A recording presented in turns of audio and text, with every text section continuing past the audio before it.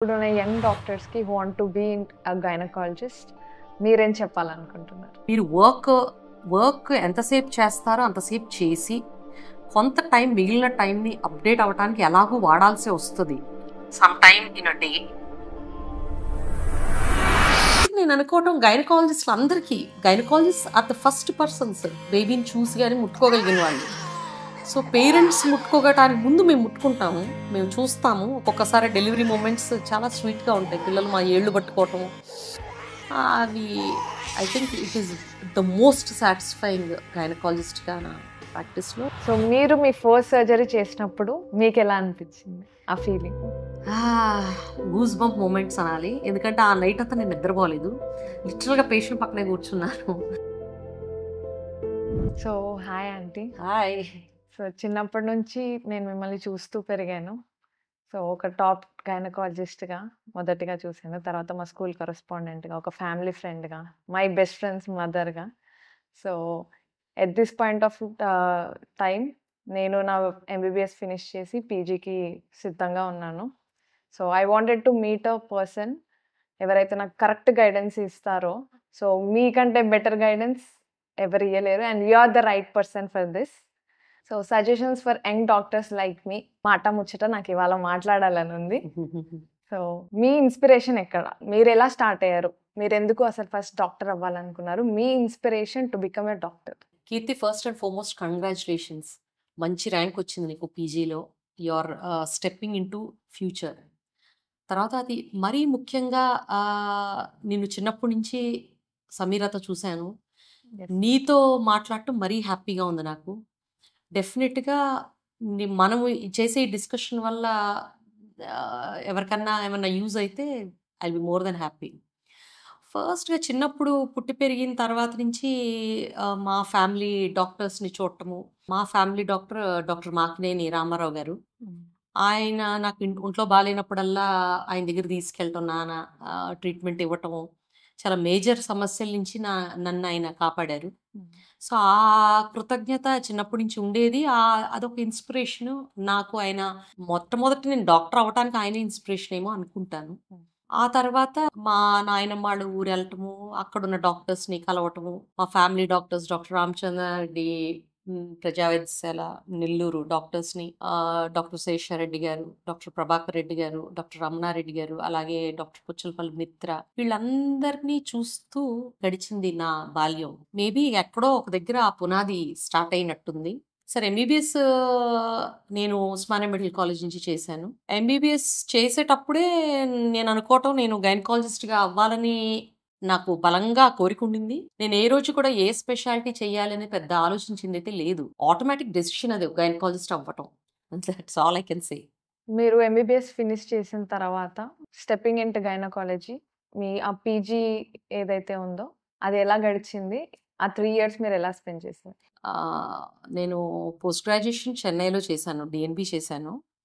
Post graduation period నాకు it was good time. అంటే నేను ఈరోజు ప్రాక్టీస్ చేస్తున్నాను అంటే మొత్తం I owe all my gynaecology knowledge majorly to Chennai.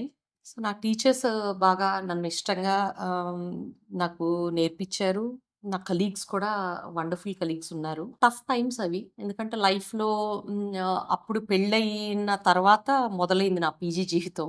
So మా హస్బెండ్ జనరల్ సర్జరీ చేస్తూ, నేను గైనకాలజీ చేస్తూ, ఇద్దరం డిస్కస్ చేసుకుంటూ మా లైఫ్ అంతా హాస్పిటల్లో పైన ఒక రూమ్లో ఉండేవాళ్ళం. ఆ రోజుల్లో చదువుకోవటానికి, ఈ రోజు అంటే ఇంటర్నెట్ ఉంది, ఇంటర్నెట్ లేని రోజుల్లో పోస్ట్ గ్రాడ్యుయేషన్ అంటే ఒక్కొక్కసారి ఆశ్చర్యంగా కూడా ఉంటుంది. ఫోన్స్ లేవు, అంటే సెల్ ఫోన్స్ లేవు, ఇంటర్నెట్ లేదు. సో ఒక టాపిక్ ఏదైనా డౌట్ వస్తే హాస్పిటల్ నుంచి బయలుదేరి ఒక అరగంట బస్సు ప్రయాణం చేసి, దిగి ఒక 20 నిమిషాలు నడిచి, ఒక లోకల్ ట్రైన్ ఎక్కి ఒక అరగంట ఆ ప్రయాణం చేసి, మళ్ళీ ఒక 20 నిమిషాలు నడిచాక ఎంజీఆర్ యూనివర్సిటీ వచ్చేది. ఎంజీఆర్ యూనివర్సిటీ లైబ్రరీకి వెళ్ళి మనకి కావాల్సిన సబ్జెక్టు టాపిక్ ఎత్తుక్కొని, ఆ పుస్తకం ఎత్తుక్కొని చదవాల్సి వచ్చేది. So it was such a లెబోరియస్ process. ఒక ఇన్ఫర్మేషన్ తెలుసుకోవాలి అంటే కొన్ని గంటలు, కొన్ని రోజులు పట్టేది.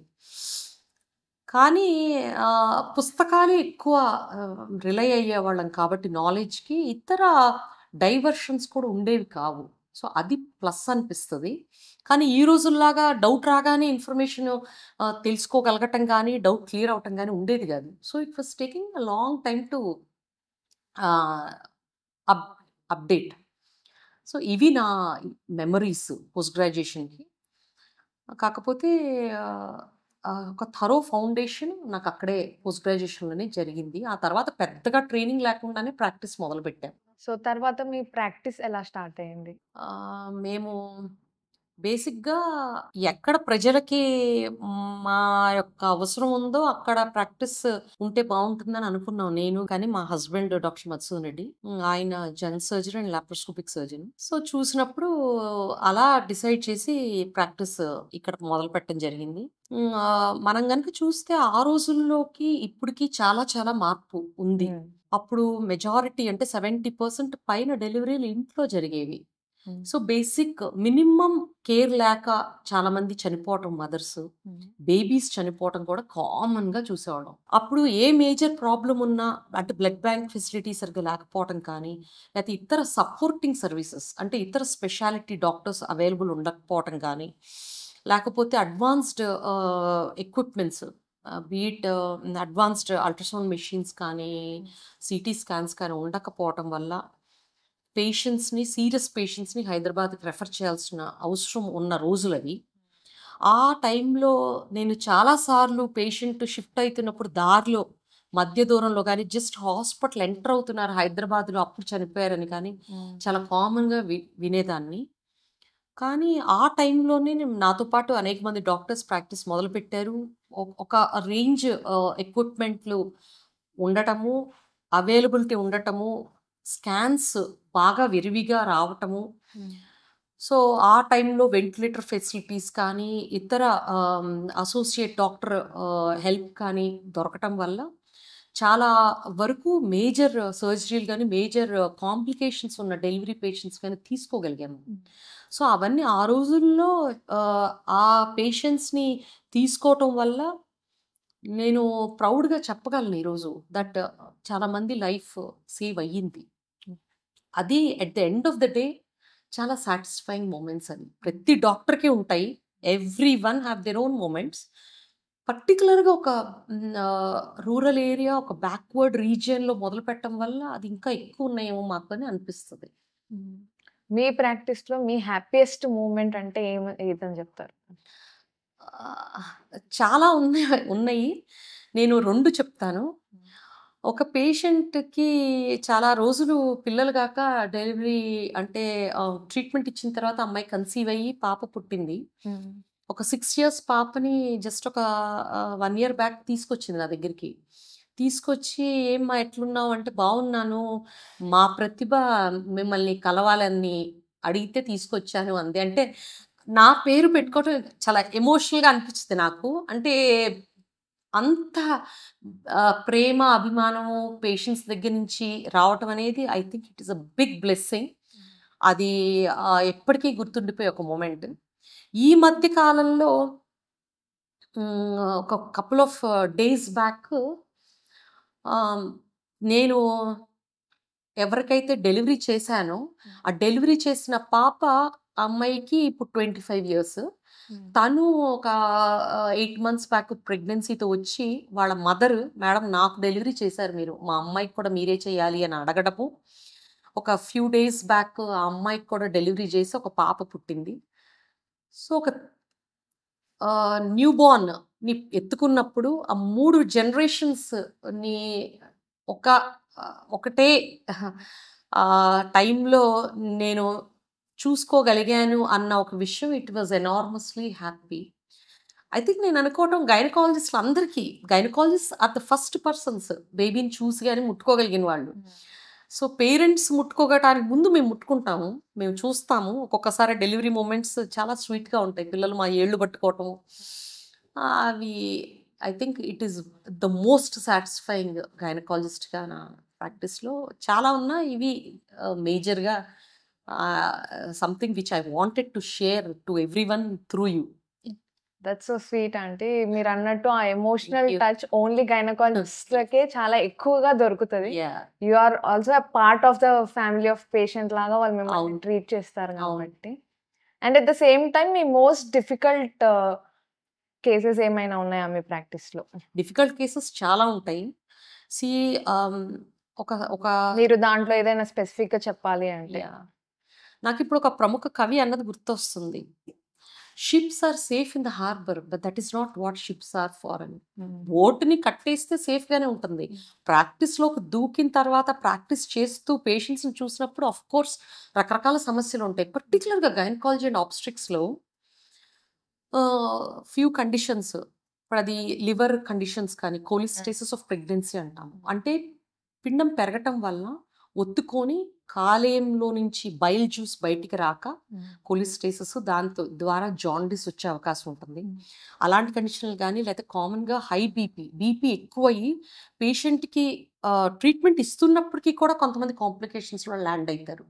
సపోజ్ హెల్ప్ సిండ్రోమ్ అని, అంటే లోపల బ్లడ్ విచ్ఛిన్నం జరిగి ప్లేట్లెట్ కౌంట్స్ తగ్గి బ్లడ్ క్లాటింగ్ తగ్గిపోయి మల్టీ ఆర్గన్ ఫెయిల్యూర్లోకి వెళ్తారు. అన్ని రకాల ఆర్గన్స్ ఫెయిల్ అవుతాయి. లేకపోతే ఒక్కొక్కసారి ఫిట్స్ వస్తాయి. దానివల్ల ఫిట్స్ వల్ల తల్లికి బ్రెయిన్ డ్యామేజ్ కానీ ఇతర బాడీలో ఇతర ఆర్గన్ డ్యామేజ్ కావచ్చు. లేదు హై బీపీ వచ్చి అబ్రప్షన్, అంటే బేబీ తర్వాత ఓడాల్సిన మాయ బేబీ కంటే డెలివరీ కంటే ముందు ఓడటం వల్ల మేజర్ బేబీ చనిపోయే అవకాశం ఉంటుంది, తల్లికి కూడా మేజర్ కాంప్లికేషన్ ఉంటుంది.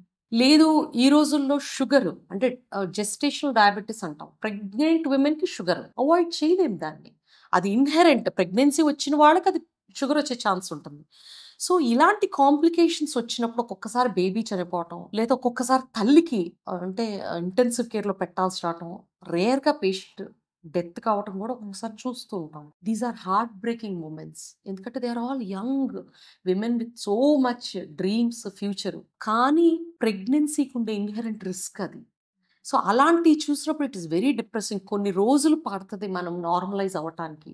అంటే సో ఇలాంటి పెయిన్ఫుల్ మెమరీస్ ప్రతి ఒక్కరికి ఉంటాయి. It is a part and parcel of becoming pregnant. So కత్తిపై సామలాగా pregnancy is very beautiful, at the same time yes, you have to deal with all other risk. అందుకే అంటారు డెలివరీ అనేది ఒక పునర్జన్మ అని. పాతకాలంలో అనేది ఆ రిస్క్ తగ్గింది. మోడర్న్ సైంటిఫిక్ అడ్వాన్స్మెంట్స్, మెడిసిన్ బాగా అడ్వాన్స్ అవటం వల్ల రిస్క్ తగ్గింది, కానీ risk is not zero. Even advanced కంట్రీస్లో కూడా we see conditions like this happening.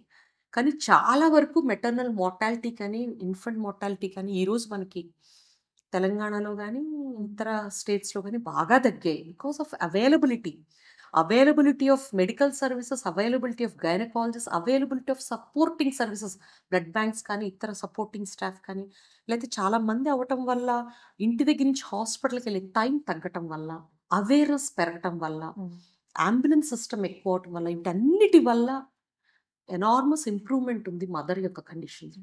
అందుకే మనం అంటాం ఇట్స్ హెల్త్ కేర్ సిస్టమ్ అని. అండ్ ఇక్కడ మహబూబ్ నగర్లో నేను చూసిన చిన్నప్పటి నుంచి పెరిగిందంత ఇక్కడే కాబట్టి ఒక first multi speciality hospital with all facilities, అన్ని టైప్ ఆఫ్ స్పెషాలిటీస్ అవైలబుల్గా ఉండి 24/7 కేర్ ఉన్న ఒక హాస్పిటల్ మీరు స్టార్ట్ చేశారు.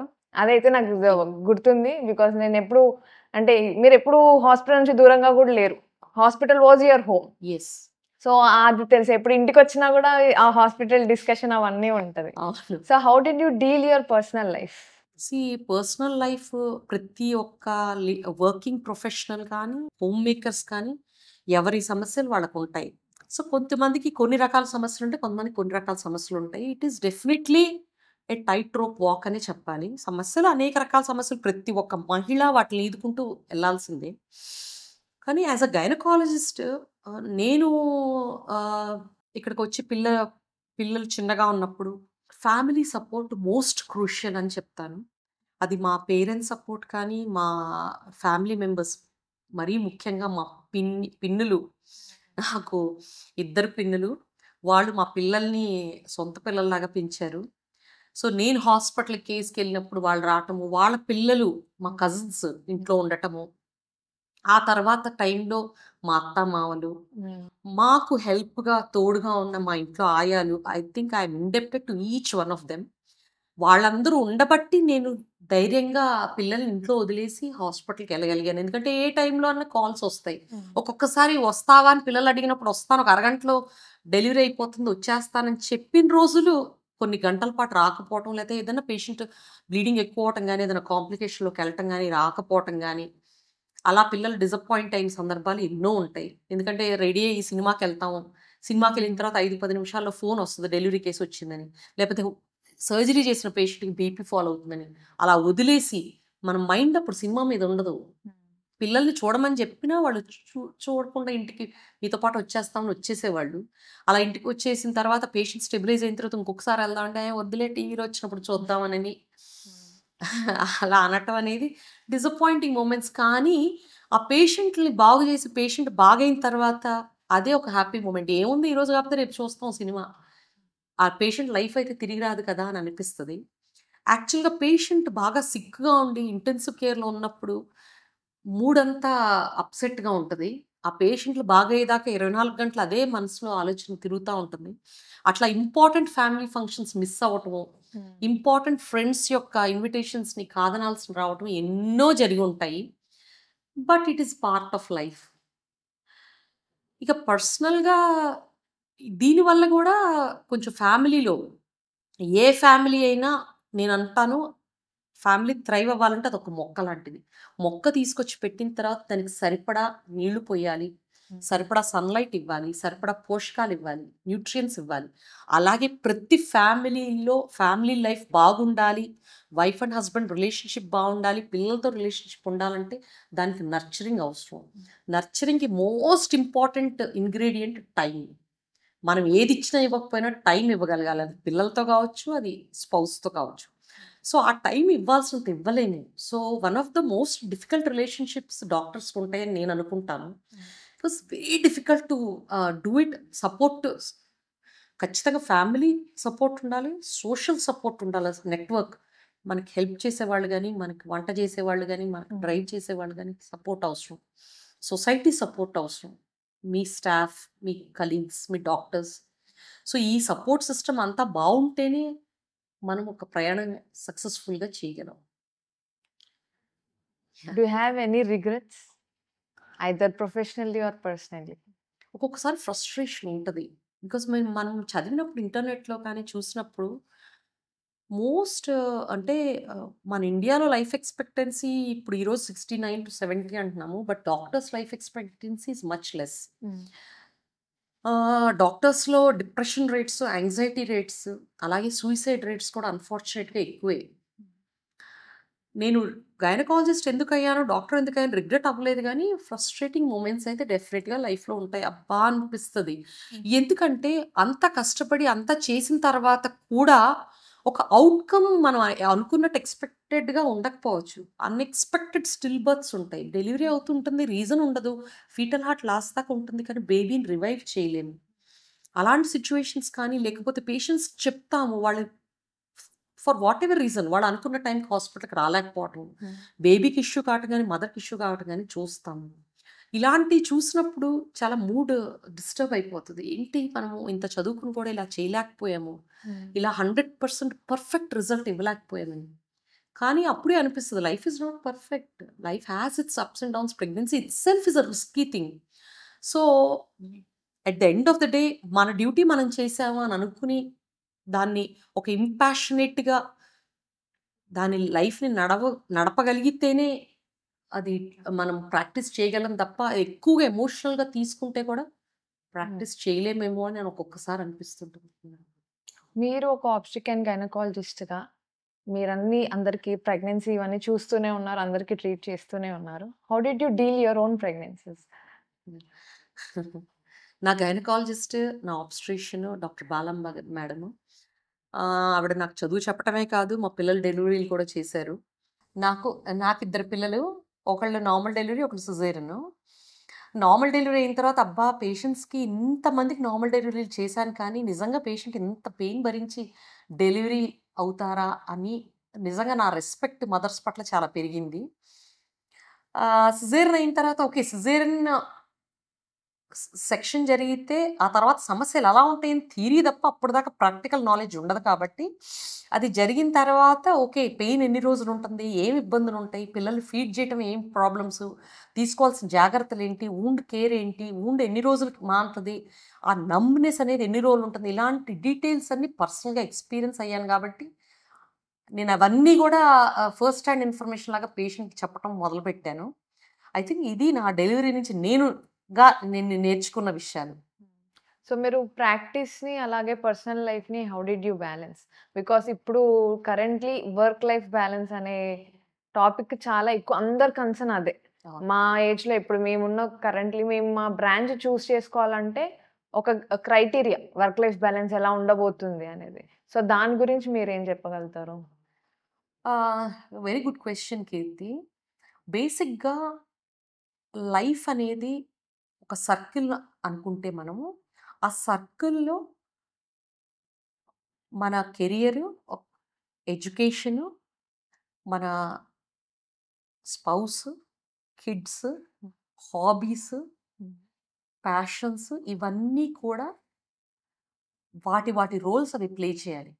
ఏది ఒకదాన్ని మించి ఒకటి డామినేట్ చేయకుండా ఉన్నప్పుడు ఒక బ్యాలెన్స్డ్ లైఫ్ లీడ్ చేయడం కుదురుతుంది.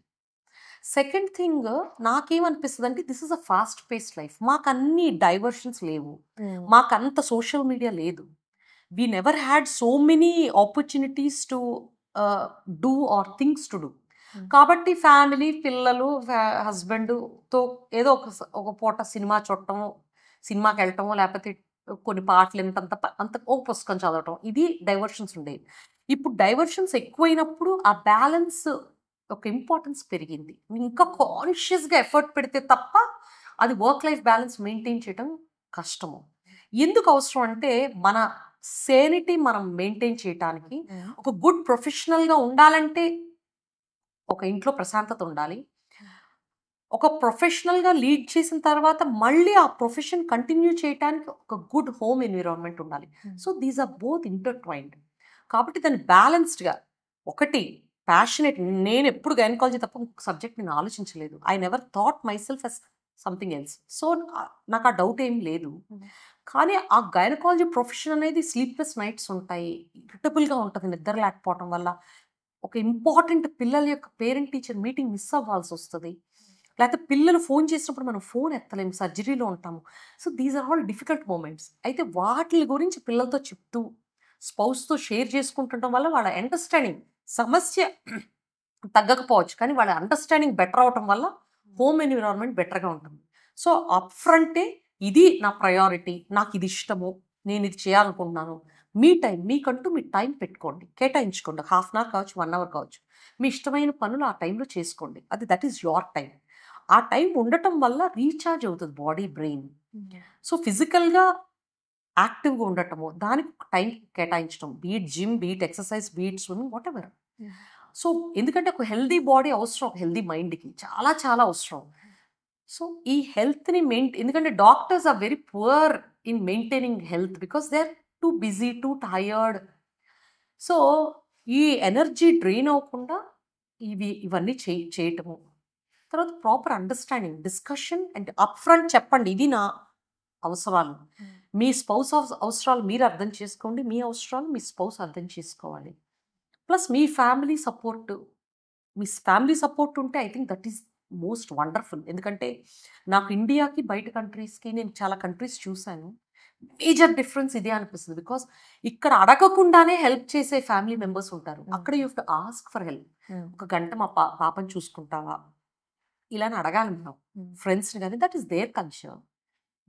సో మనకి ఈ హెల్ప్ ఉంది కాబట్టి I think it is big boon. Because నాకు తెలుసు, నాకు ఒక ఫ్రెండ్ అమెరికాలో డాక్టరు.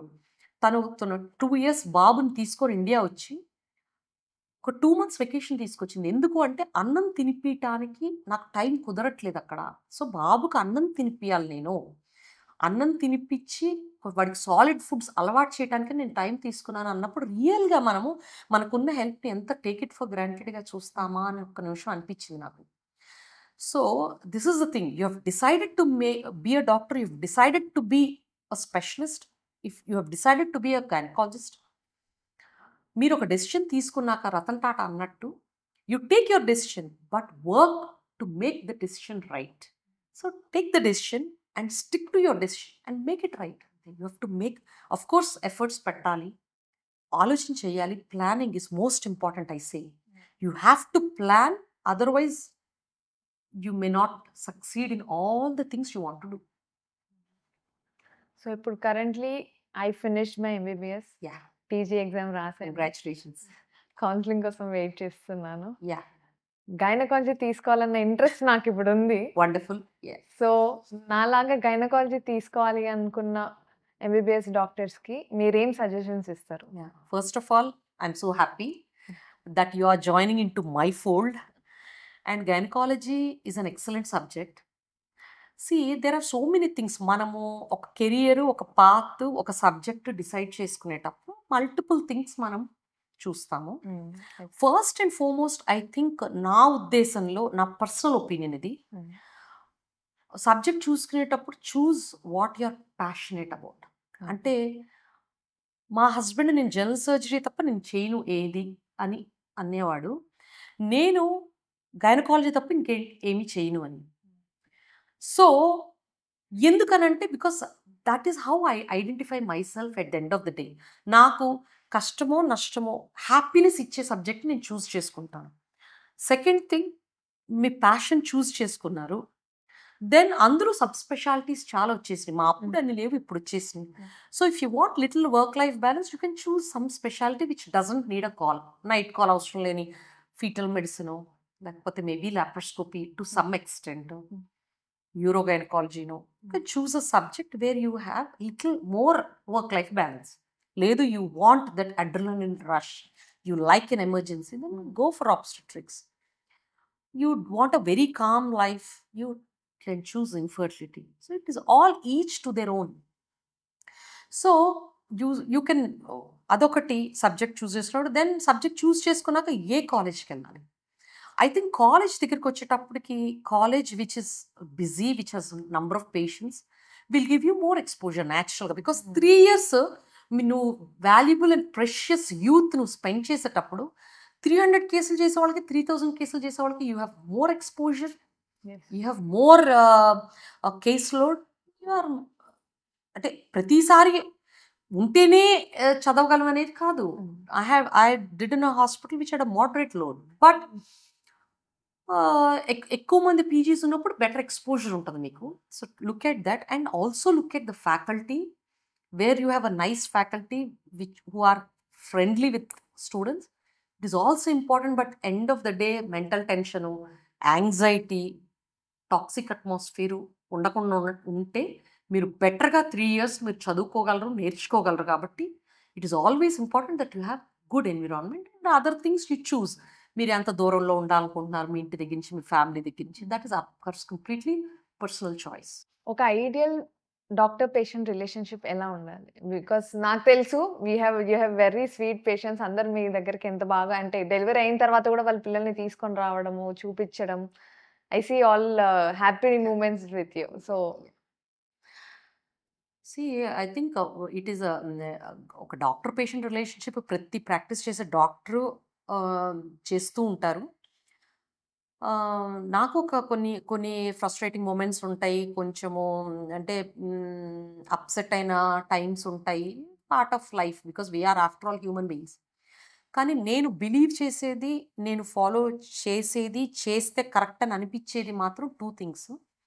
ఫస్ట్ ఫార్మోస్ట్ ఆనెస్టీ, పేషెంట్తో మనం ఉన్నది ఉన్నట్టు చెప్పాలి. Second thing transparency. I think these are most important. These are 2 pillars. 2 pillars ఏదైనా ఉంది డాక్టర్ పేషెంట్ రిలేషన్షిప్ అంటే, ఆనెస్టీ అండ్ ట్రాన్స్పరెన్సీ. ఉన్నది ఉన్నట్టు చెప్పటము. అండ్ అనుకుంటారేమో, అంటే పేషెంట్లకి ఏం అర్థం కాదుదా, ఎంతవరకు అర్థం చేసుకోగలరు.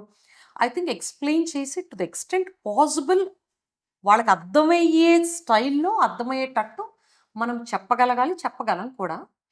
So this is the basis for ideal doctor patient relationship. బేసిసే honesty and transparency. I believe in it, and I think all successful doctors practice this. Over these many years, అంటే ఇన్ని ఇయర్స్ ఆఫ్ మీ ప్రాక్టీస్లో అది ఎలా update అయింది? ఇప్పుడున్న patients అందరూ Google గాని, లేకపోతే వేరే అదర్ సోర్సెస్‌లో they are updating themselves. Yes. అది డైరెక్ట్‌గా వచ్చి మనల్ని అదే అడిగేయడం, ఇది అడిగడం which we were studying in our own study. అంటే టెక్స్ట్ బుక్ నాలెడ్జ్ కూడా అది ఈజీగా అవైలబుల్ అయినందుకు. సో, అప్పుడున్న పేషెంట్స్ ఇప్పుడు పేషెంట్స్ మైండ్‌సెట్ మారుతుందని మీరు అనుకుంటున్నారా? ఒకవేళ మారితే దాని గురించి ఏమన్నా చెప్తారా? సీ నేను ఒకటే బిలీవ్ చేస్తాను. Change is the only thing that is constant. అంటే మార్పు మాత్రమే కాన్స్టెంట్. అంటే నిరంతరము వ్యక్తి మారుతుంటాడు, సమాజం మారుతుంటది, ఆలోచనలు మారుతుంటాయి, సైన్స్ మారుతుంటది, సబ్జెక్ట్ మారుతుంటది, నాలెడ్జ్ మారుతుంటది. So, I believe knowledge is power. ఖచ్చితంగా పేషెంట్లు తెలుసుకోవాల్సిన అవసరం ఉంది. వాళ్ళు గూగుల్ చేయడం తప్పు కాదు.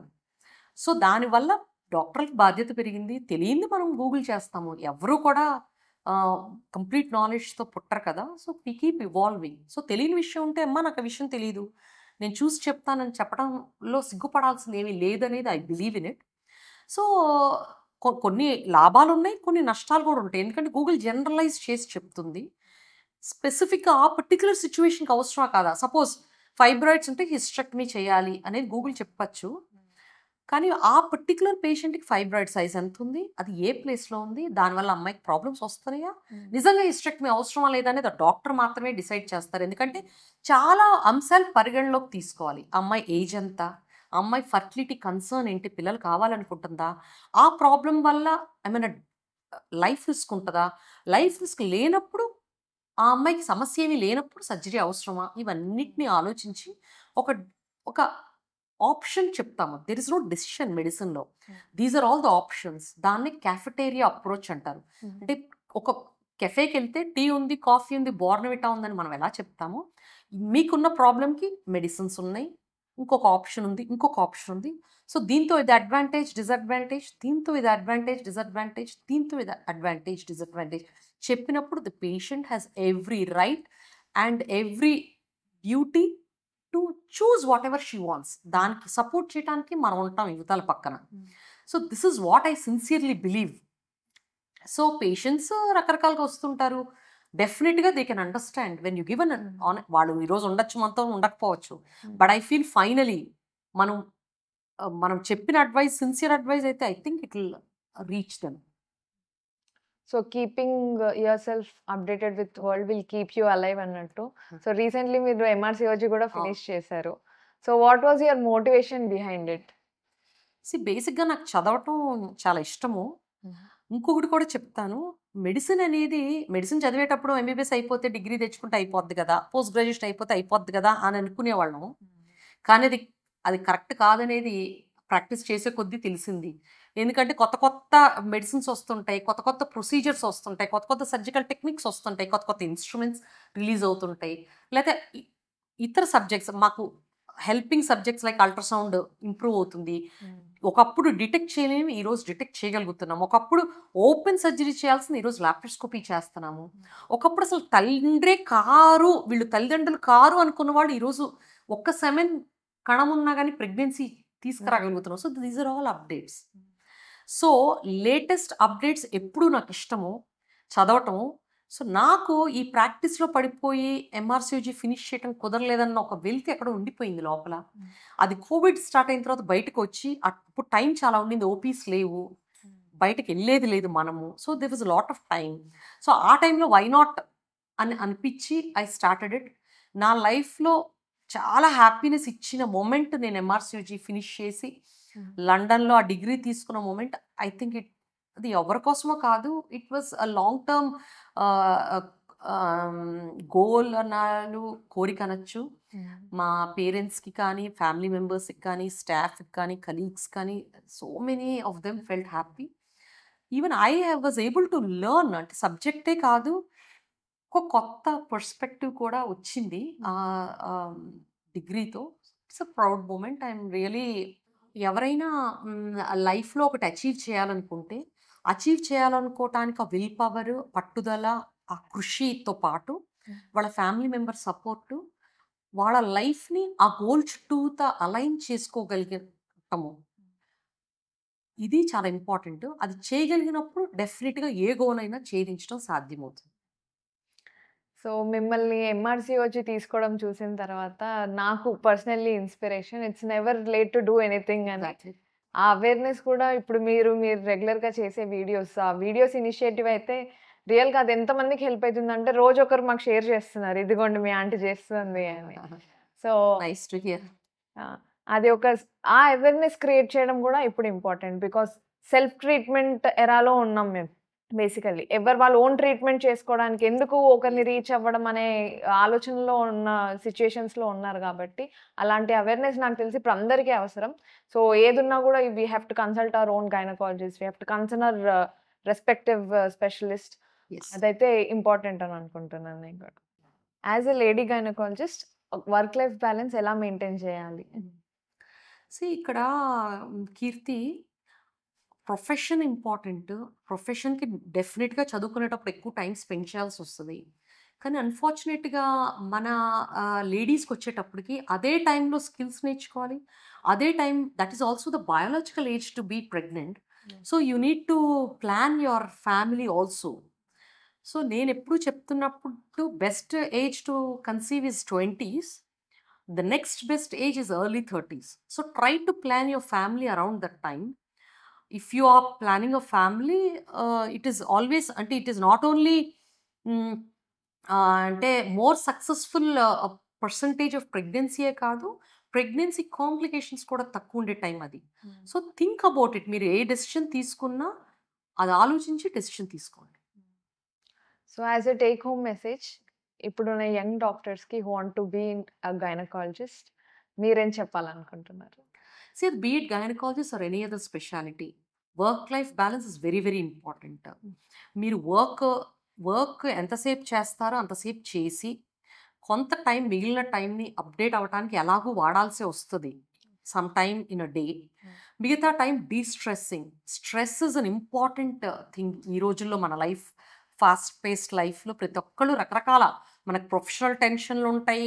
ఫ్యామిలీ టెన్షన్ ఉండొచ్చు. సొసైటీ నుంచి స్ట్రెస్ ఉండొచ్చు.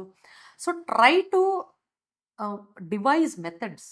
మీరు మీ స్ట్రెస్ రిలీఫ్‌కి మీరేం చేయాలనుకుంటున్నారు? ఒకళ్ళు యోగా చేయొచ్చు. ఒకళ్ళు మెడిటేషన్ చేయొచ్చు.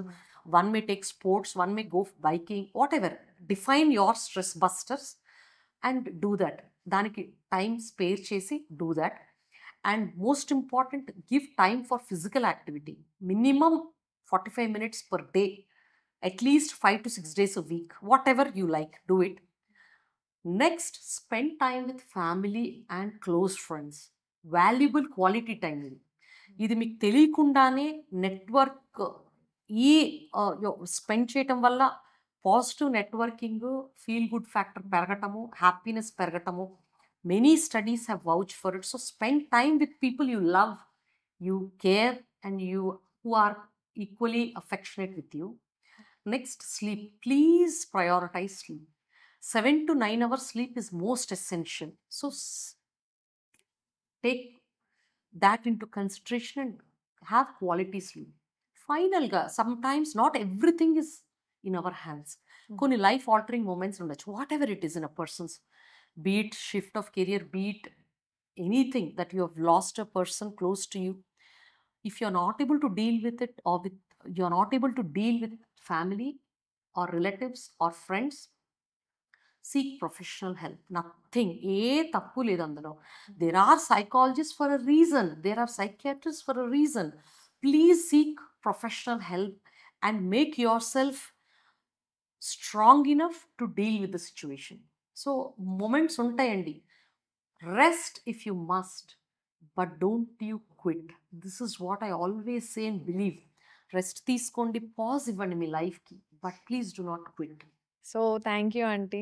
So, as gynaecologist me life and మాకు యంగ్ డాక్టర్స్‌కి సజెషన్స్ తర్వాత ఎలా ఉండబోతుందో maybe within few months I will join gynaecology and come back again to do this with you.